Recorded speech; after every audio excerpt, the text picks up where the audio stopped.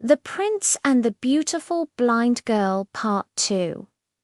In Tamale, whispers of scandal still lingered in the air. Prince Karim had defied the king, chosen Amina the beautiful blind girl as his wife, and shocked the entire kingdom by making her son the future heir. The palace that once mocked her now bowed to her, and the markets that once whispered curses now sang her praises. But beneath the bliss of her new life, shadows from Amina's past stirred, demanding justice. For though Amina was born blind, her suffering had not ended there. Her father had been the elder of 2 brothers, a respected man who held the family's land and wealth. But greed devours blood faster than famine. Her uncle, younger and jealous, plotted wickedly. One night, he sent men to ambush his own brother on a lonely path. They struck him down, leaving his body cold on the red earth. Amina's father never returned home. A year later, her mother, beaten and broken under the uncle's cruel hand, also died. Orphaned and blind, Amina was cast out like a beggar, left to survive by her voice and the mercy of strangers. It was this same girl, once barefoot in the dust, who now sat upon silken mats in the royal palace, wife to a prince, mother to the heir. And when the truth of her uncle's crime reached her ears, she knew destiny had turned full circle. But the question burned. Would she seek revenge? The court was already restless. Mariam, the chief's daughter, once betrothed to Karim, had been disgraced. Karim's cousin, the rival, was dead in the river. The king himself was old and losing grip. All eyes were on Amina, the blind commoner who had become a queen. But Amina carried scars that no crown could erase. She wanted peace, yet her heart beat with memories of blood spilled unjustly.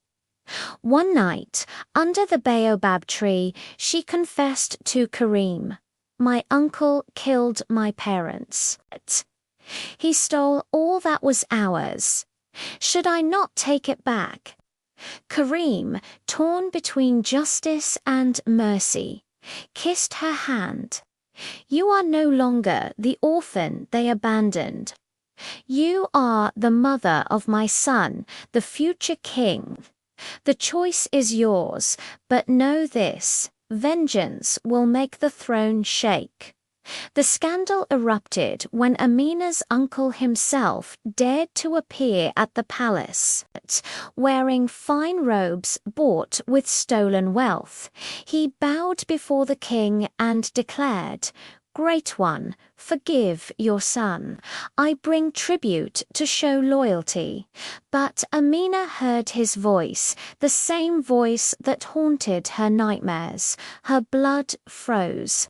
In front of the entire court, she rose and pointed at him.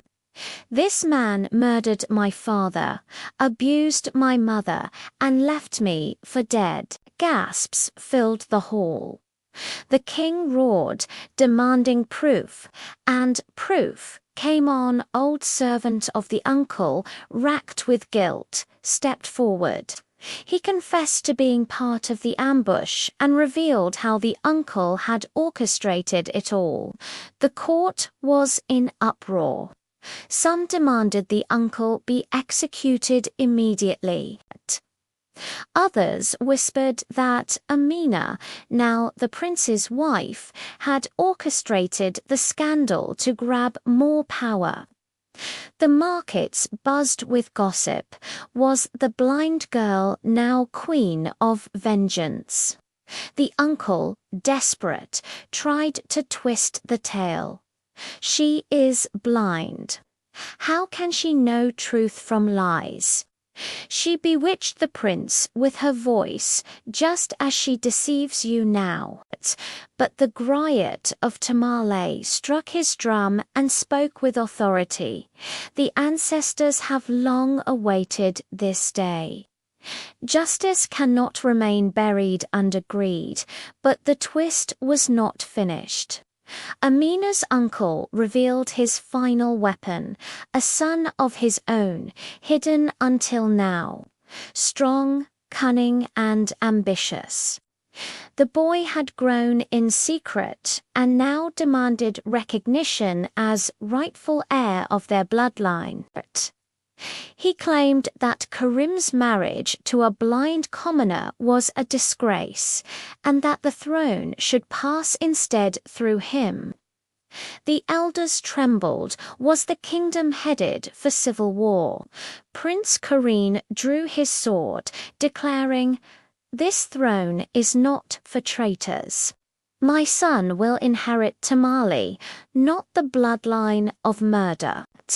Yet the scandal only deepened when rumors spread that Mariam, the scorned chief's daughter, had allied herself with Amina's uncle's son, plotting to overthrow both Karim and Amina late-night meetings. Secret lovers, whispers of rebellion all, swirled together, shaking the stability of the palace. Amina, once voiceless and vulnerable, stood tall. Though blind, she saw clearer than all of them. She summoned the people to the market square and spoke with trembling power. "I was cast out by the man who should have protected me. I was left blind and alone, but destiny lifted me, not because of wealth, but because of truth. My son will not inherit lies.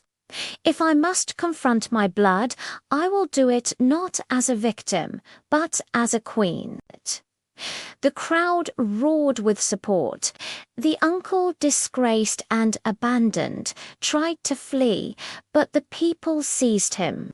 The king, seeing the will of Tamala united, stripped the uncle of land and name, condemning him to exile. Mariam and the uncle's son vanished into the northern deserts, their scandalous affair remembered as a bitter tale of lust and betrayal. As for Amina, she chose not to kill her uncle, but to let his shame eat him alive. "The gods will punish him more than any blade could," she told Karim, and in time her prophecy proved true. Far away, forgotten and penniless, her uncle died nameless, while her son grew in the palace surrounded by honor. The people of Tamale never forgot the tale, the beautiful blind girl who rose from dust, and betrayal to stand beside a prince whose love affair was both thrilling and blissful, scandalous yet pure. And when their son took the throne years later, the Griot declared, "From blindness came vision, from betrayal came justice, and from scandal came destiny."